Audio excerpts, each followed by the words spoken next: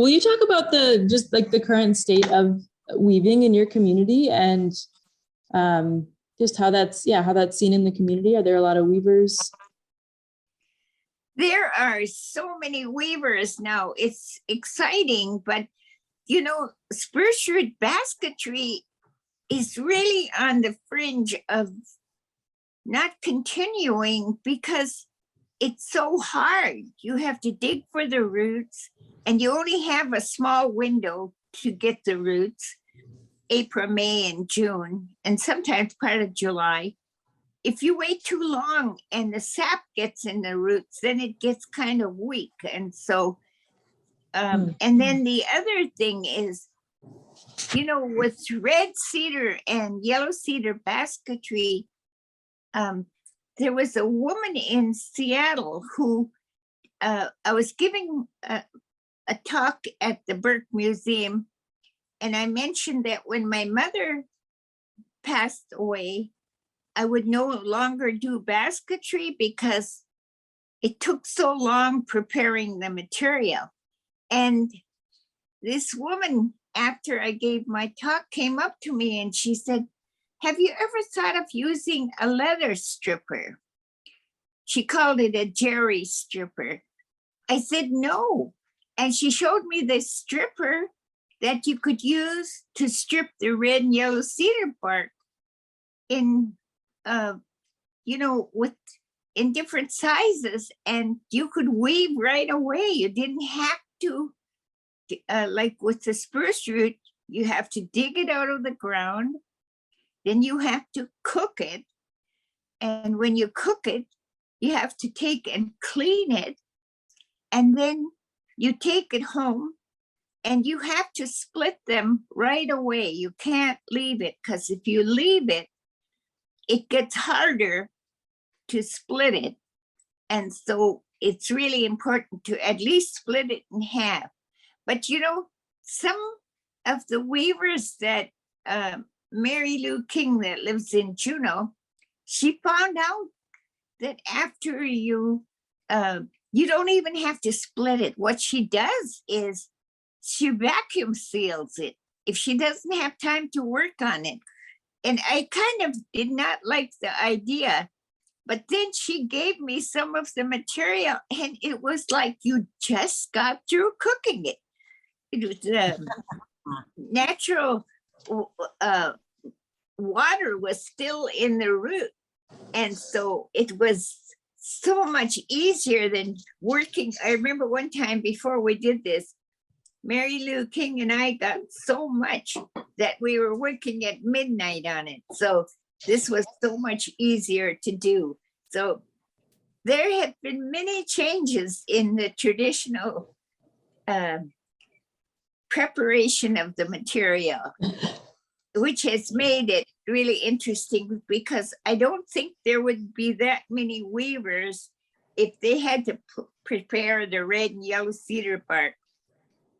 Because when I did it before we got the stripper, some of the women used their thumb, like Flora Mather, who taught me Simpson weaving. She used her thumb to cut the bark. She had a really sharp thumbnail that she used and kept sharp. And I tried it and it really hurts the root of your thumb. And so I was happy I found this leather stripper. And my mother was really against using it till she saw how easy it was to strip the bark and prepare it and not have to work for months even on it to prepare material. It made a very big difference, this leather stripper. I bet that sounds like it just totally changed the way everything can happen. Faster pace and a lot easier. We're getting a couple questions in. People are curious, back to the film, about how the hat recreation is coming along. I'm sorry, I didn't hear that. I have my hearing aids in, but I'm having difficulty hearing it. How is the hat recreation coming along? How's the hat coming along? Oh, which hat is that? The recreation of the one from the long ago person found? Oh, that one was auctioned off, and actually the price of hats went way up after it was auctioned. I had a niece that used to do those hats, and she would get like $5,000 for a hat, but my hat auctioned for $13,000. And so from then on, my niece, that's what she charged for it. But it was a while after we finished the film and we decided that we would just leave that mystery of it, but it didn't get done, right? Yeah. Delores had told me to stop after, I was lurking, waiting for the hat to get done. But Delores runs around and teaches so much, and so many other things were happening. There was one other question about when you were creating the hat. What was the most challenging part of determining the method and style in which the hat was made? Well, I researched the hat and got to study it where it was. And we even counted the number of stitches per row, the number of rows. So when I did that first hat, it really took a long time because I would take it undone if it didn't look like the one that I was replicating. And so it really took, how many years? Was it 2 or 3 years? Do you remember, What? Ellen? From when you started making it? Yeah. Yeah, I think so. Yeah, more than that, maybe. Yeah. But the woman who bought it at auction, she's really good about lending it to different museums. In fact, it was at the Canadian Fine Art Museum just 2 or 3 years ago. So it's traveled a lot. So it has really been shown in many shows because she's very generous about sharing it. That's great to My hear. iPad keeps falling down, so I have to push it up. So You keep moving it. no, I didn't. It just does it by itself. We're getting a See, couple questions. People are it won't- wondering about. okay. Oh, go ahead, Ellen. Sorry. No, it was Delores. Oh, I think you go ahead with another question. okay. We're getting a couple questions. People are curious about if you're teaching, where you're teaching, who you're teaching.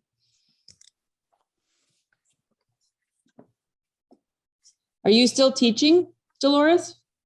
Well, I'm not. I taught by Zoom about 2 years ago when the pandemic started, and my daughter's really good at teaching on Zoom, but I hated it, so I haven't taught since that last class 2 years ago. Let's see. Would you want to talk about? Do you think that there's challenges in the future of spruce root and cedar basketry? Or what do you see for the future of it? Well, I think cedar bark basketry is really well established.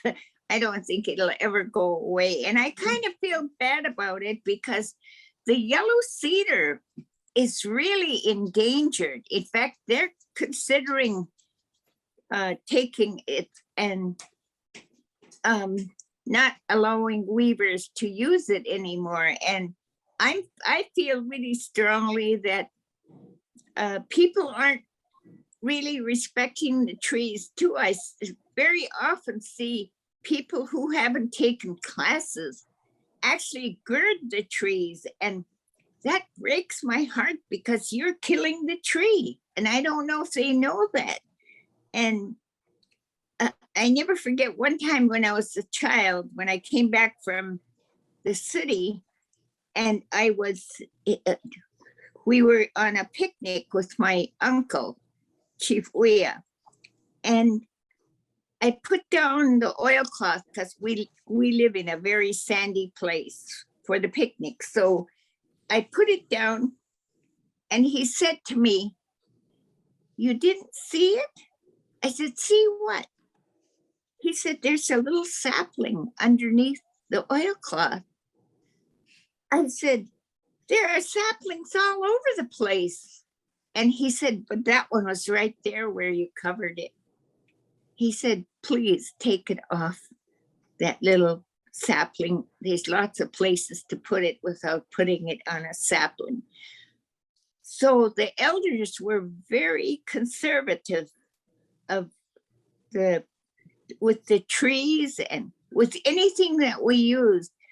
And when they taught us a lot when we were in the forest, we found that if the blue jay starts chattering, it's telling you that there's another person or a bear. Usually it's a bear, that a bear is close by. So even the birds and animals, we listened to them. I'll never forget when we lived at the fish camp, and the elders told us, "Look where the seagulls are feeding, because that's where the fishermen will go, because there's little feeder fish there, and there'll be bigger fish feeding on it, and that's where we want to fish." And so they made us aware of how essential and how important the animals were to what we were doing at any given time. And I'll never forget one time, my uncle, we asked him if we could go jigging for halibut with him, and he said, yes, we could go. So my cousin and I got on the boat with him. Well, he caught his halibut and it was flopping all over the place. And the two of us started to laugh. And he didn't wait 1 minute. He just started the boat up and he took us to an island and he dropped us off. He didn't say goodbye. He didn't say anything. And then he took off. And then when he came back, he didn't talk to us again. He just was stern and took off and then took us. And when we landed, we ran up to my mother and we told her how he had acted. And she said, well, what did you do? So we told her, and she said to us, okay, go up to bed. And we said, we didn't eat. She said, you heard me, go to bed. And so the next morning, she told us, when you kill any creature, whether it's a fish or a deer, you always respect it. It gave it its life for you. And so you cannot laugh at something that's dying and has given up its life for you. So every time we went camping or whatever we did, we were made to respect whether it was rocks or trees or animals in the forest. We were taught to respect them all.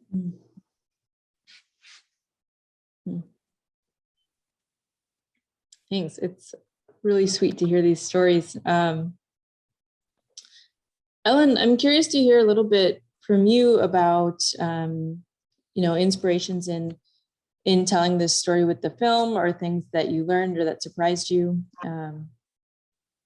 Yeah. Oh, so many surprises. I guess one of the surprises was the hot water that we ended up in, because the Kwäday Dän Ts'ìnchi hat was connected to a body, and there were issues between the tribes and groups within Alaska and Canada.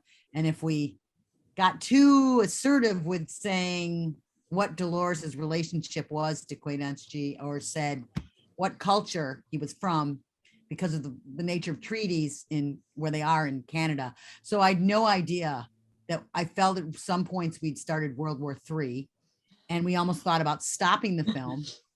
and Dolores's family. And it's really interesting as a filmmaker, you feel like you're kind of stepping into people's lives and what the heck are you doing there? And I'm really collaborative in my approach. And when we hit a crisis, that's when Deloress and her daughters became part of the process.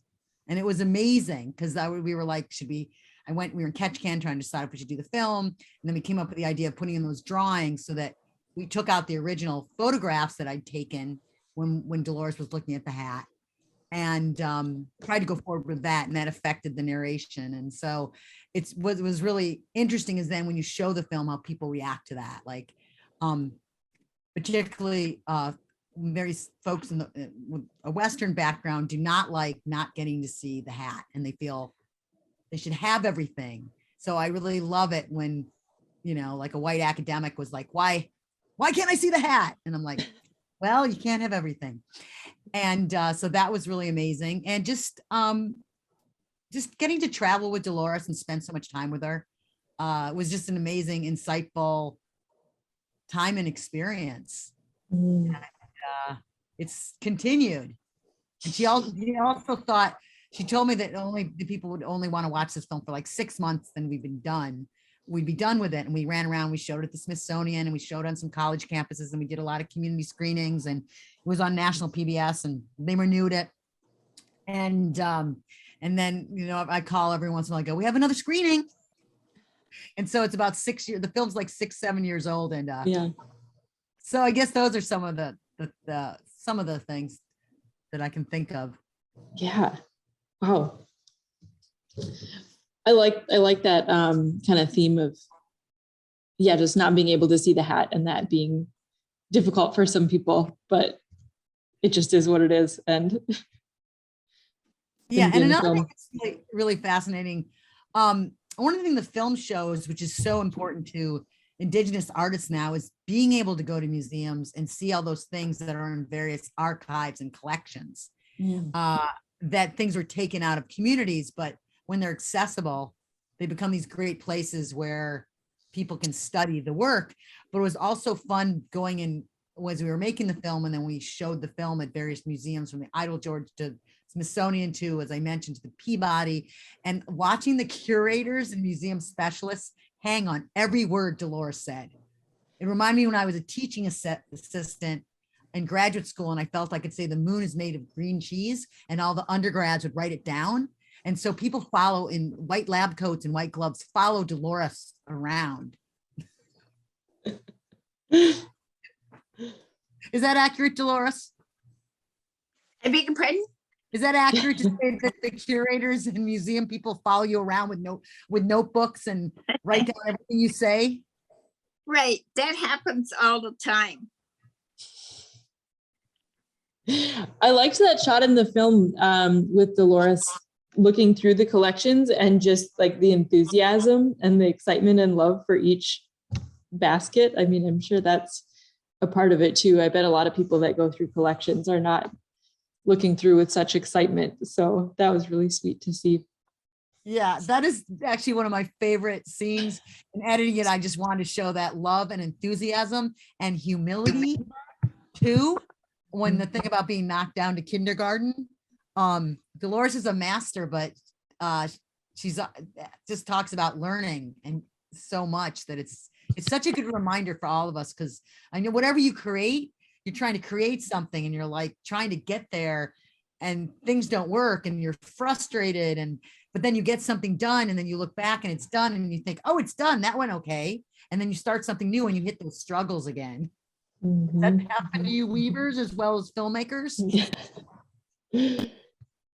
Speaking of that, Deloress, could you tell us about the first basket you made? Well, when I was a child, I didn't speak very good English.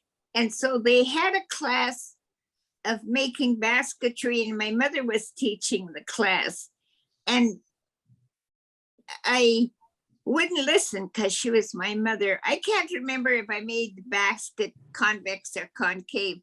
Anyway, just before the baskets were finished, my father also taught at the school. He taught the 4th and 5th grade. So I heard him telling my mother that the artwork that the students did were going to go to a museum, and first prize was going to be $5.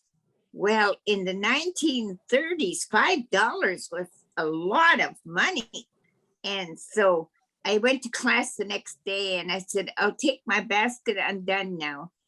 And my mother said, no, you're not. We don't have time. So when the homeroom teacher was packing the baskets to be shipped, my mother said, no, not hers, about mine, because your first basket has to be cylindrical, and mine was either convex or concave. Anyway, the teacher said, they're all going, they have to all go. So it went, and you wouldn't believe it, when the prize came back, I had won first prize. So my mother called me to the front of the class and she pinned the blue ribbon on me and she said, you can sit down now. So I sat down thinking she's going, ta-da, my $5. Instead, she called my best friend, Sylvia Kelly, and called her to the front. And she said, you made the best basket. Your basket was cylindrical like it should be. And those people who judged it didn't know that. So you're getting the $5. I was so mad. I pulled the blue ribbon on, I threw it down and I stomped on it. And I said, I hate weaving anyway. So I didn't weave again till I was 40. What was the start of weaving when you were 40? Like, how did you get started again? Well, my mother was teaching at the community college, and so I signed up for the class. Well, when I walked in, she said, what do you do here? She spoke broken English. I said, I'm here to take a class. No, I weave at home. You know, look, you walk right past. So I didn't know what I was going to do, but thank goodness the head of the art department walked in. And when he heard what was happening, he said, we need her registration. And so I got to stay. But I took that basket undone so many times, it was threadbare when it got finished. And she also burned my baskets for, I think it was 4 or 5 years before she let me keep the baskets or show them. But I was really glad because I have a really famous niece who is a famous basket weaver. And I was at the British Museum when they brought out one of her first baskets. And I thought, I have none in any museum anywhere that looks like this.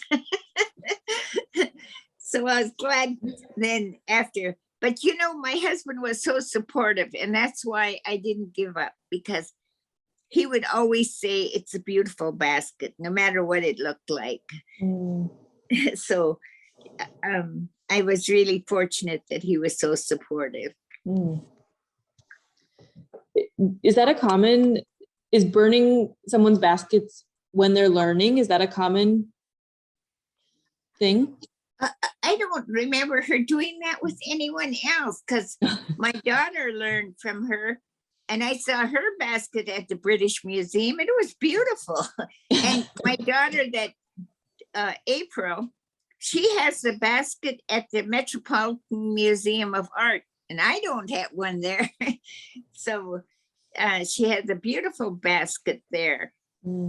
And she has baskets at the British Museum. She has baskets in Prince Rupert at the museum. So, and Holly has baskets all over the world too, my youngest daughter. So she's very well known. Wow. Oh, there. Are your daughters? Oh, go ahead. I also do fiber weaving. I have, if any of you live near the Boston area, I have a raven's tail tunic on display at the museum, at the Boston Fine Art Museum. And I also have a raven's tail robe at the Alaska State Museum, and they're just going to close it down. They have books for sale about that show. So I don't know what the address is, but you probably could look it up under the Alaska State Museum, Juneau. I think the friends of the museum are the ones that are selling it. So there is a basket book or a weaving book that's available. It's a show, it's an amazing show because there's raven's tail robes and chilkat robes, and there's never been a collection like that on exhibit, and it's an amazing exhibit. So if you can get to Juneau in the next few days, because it's closing, I think on the 9th. The next few days. All right. That's a good good prompt for somebody. There's a couple specific questions coming in. One person was curious if yellow cedar trees are currently being logged. I don't think they're logging them that much. There's not much logging going on right now. Another question. Oh, where'd it go? There's one, what's your favorite width of weaver? There it is. I'm sorry, I didn't hear that. What's your favorite width of weaver? I don't know. I like them all, I guess.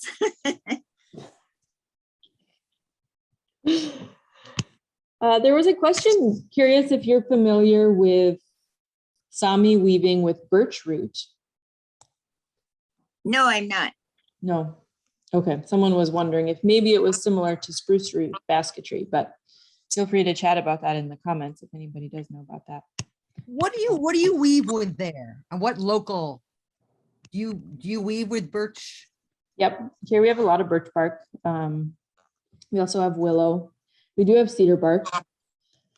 There's really beautiful cedar bark mat traditions, specifically in this area in northern Minnesota, but really densely, like in this little corner of northern Minnesota in particular.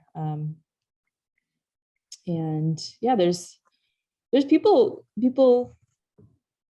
still doing it. I think there's a lot of birch bark basket makers around. There's a handful of people working with cedar bark too. Yeah. Someone is asking if you're working on your book for 93 endings for a basket. I'm The just reading. 23. Yeah. 23. Yeah. Well, you know, when I first start weaving, there were only 1 or 2 different endings that most people were doing. The Simpson were doing like 3 different endings yet. But when I start doing my research on endings, it was really amazing, especially for hat endings. And I was doing research. I got a grant from the Alaska State Council of the Arts, and I was weaving in or studying at the British Museum. And it was really interesting to see the 6-strand ending. You know, it was fragmented, so I could see how it was done. But it took me 2 or 3 days to learn to do it. I found out it was braiding, not weaving. You were braiding the end. And it took also reading Emmons' book. I read where Emmons talked about one of these endings that the Slingots were doing. And it had, instead of horizontal, he called it vertical weaving. So I start thinking about that when I'm studying this ending at the British Museum. And it really finally hit me that the weavers were inserted vertically. And that's how you could do that braiding at the ending. So those were things that I learned from studying at different, and it's just like because I was really interested in Tsimshian weaving, I saw this weaving that the Tsimshians had been doing for over 2,000 years with S-twist. And yet here, when the Tsimshian people moved from Canada to Annette Island in Alaska, they were doing Z-twist. I wouldn't have known that except that the British Museum had them in separate sections. And when I looked at the ones from the coast Tsimshian and then the ones from the weavers in Metlakatla, I saw after 2,000 years and they're moving, here they're doing Z-twist. Then I realized I tried doing false embroidery with S-twist. You can do it, but it's not easy. But if you do false embroidery with Z-twist, it's so much easier. And then I found out that these weavers in Metlakatla developed their very own style. They didn't use yellow cedar, they only used red, they used grass, and they used maidenhair fern. And they actually studied like designs from different things and converted it to their own weaving. So it was really exciting to find something new. And I told the people at the Smithsonian in Anchorage about what I had discovered. So they went to Metlakatla and filmed these weavers. And it was still really interesting because so many weavers did not carry on, but the Tsimshian people did. And there were young women who learned from their aunties or from their grandmothers, and they were still doing it that way. And all of them didn't do exactly the same technique. That was really fun to study that. And now they're still doing their unique way of weaving. And that's really hard to go from S-twist to Z-twist. So and that's a technique. It's not the people who wrote the books on basketry came up with that term where the slant went to the right or to the left. Mm. So those of you who are weavers probably know what S and Z are anyway. Yeah, today, some of you from class, we talked about twining with soft materials versus hard materials. Hey, we had one question specifically about maidenhair fern. One of our participants was curious about how that is used in basketry. Could you describe that? Maidenhair fern. Yes, you do false embroidery with the maidenhair fern, just like you do with the grass. Only maidenhair fern is much harder. And to gather maidenhair fern, you only have, and the grass too, you only have anywhere from 5 to 10 days to gather the material. Otherwise, it gets so stiff and hard, it's hard to weave it. And it'll cut your fingers because it gets so sharp. So when you gather it, you don't gather it where it could be wind blown, because then it gets chipped and frayed. You need to get it the ones that are on the inner side of a clump. You don't try to get the ones on the outside, and you try to get the longest ones you can. Mm. And those that are commercial maidenhair fern are just so skinny and so tiny in plants, but when you get the wild ones, wild Maidenhair Fern, they're very tall. They're anywhere from 24 to 36 inches tall, where the commercial ones sold in the flower shops are only like, if they're 12 inches, that's really big. And you know, when I worked in a museum in Germany, there was this woman was my translator, but after a week or 2 weeks, I could understand what somewhat what they were saying. And this woman that was translating made it sound like the false embroidery was a bad technique. I said, no, no, no. I said, true embroidery is going through the material, coming out and coming back out. False embroidery is just being wound around the weaver before you weave it in. And so it's not a bad technique. It's just the name of the technique. And that woman said, you don't need a translator. I said, oh, yes, I do. Don't leave. So it was just that I understood what she was saying.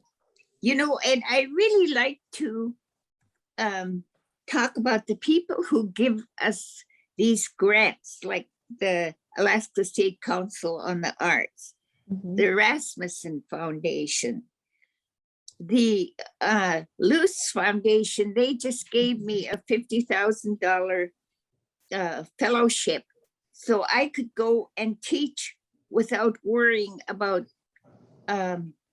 being paid, you know, trying to get money to be paid. I can just go and help these people. And I'm going to be going to villages to teach these different endings.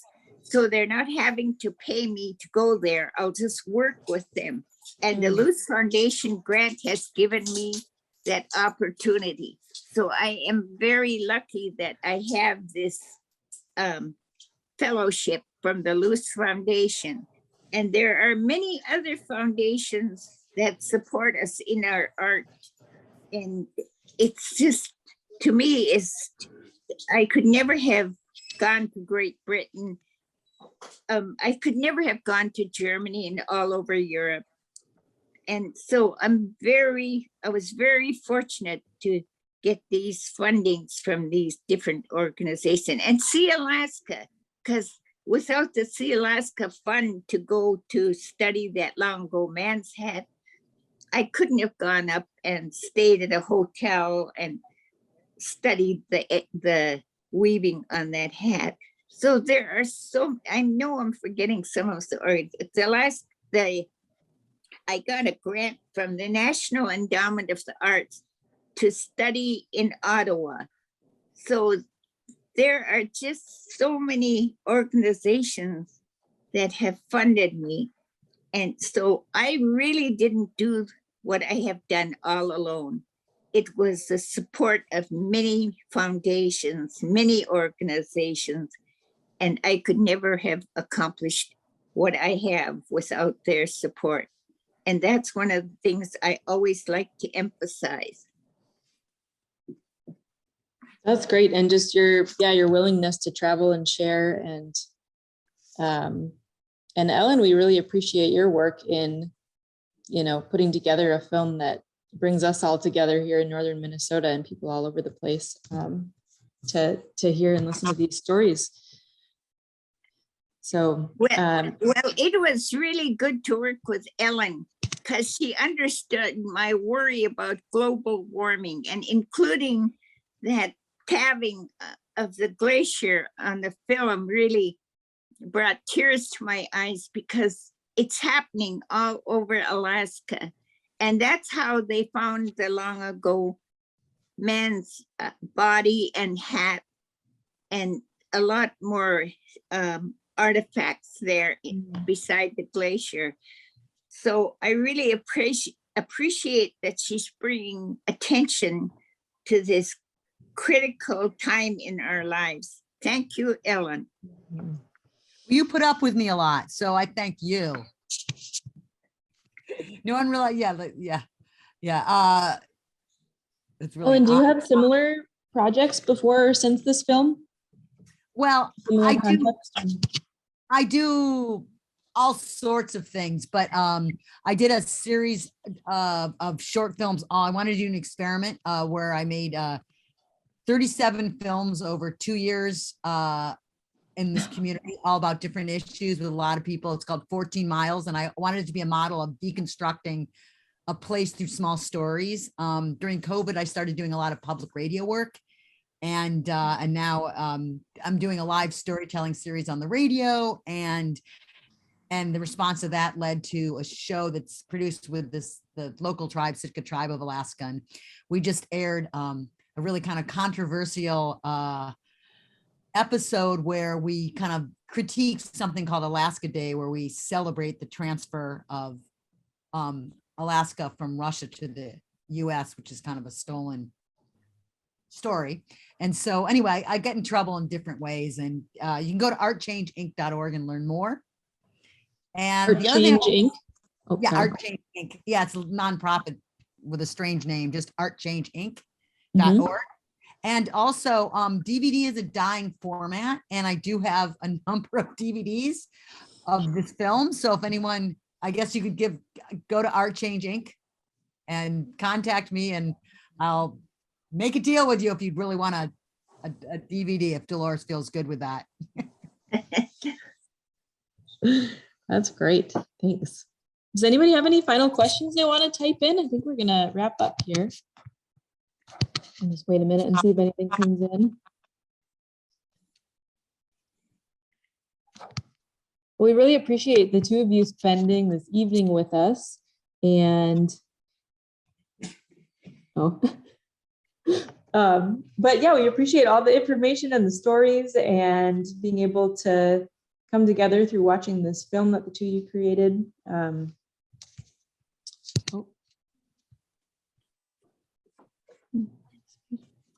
don't know. Anyways, we're just getting some comments in the chat, just people saying thank you, and they really appreciated this. This is so enjoyable. Yeah, really lovely talking with you both. And I think that's all we got tonight. Thanks for coming, everybody. Let me just note one other thing for those of you participants that are still listening. We do have another speaker tomorrow night, Friday night at 7 p.m. You can find the info on the North House website. It's going to be Kelly Church talking about Black ash traditions and the emerald ash borer, the impact of the emerald ash borer, and her efforts to preserve the Black ash weaving tradition. So tune into that. Wonderful. Oh, there's our people in our classroom space there.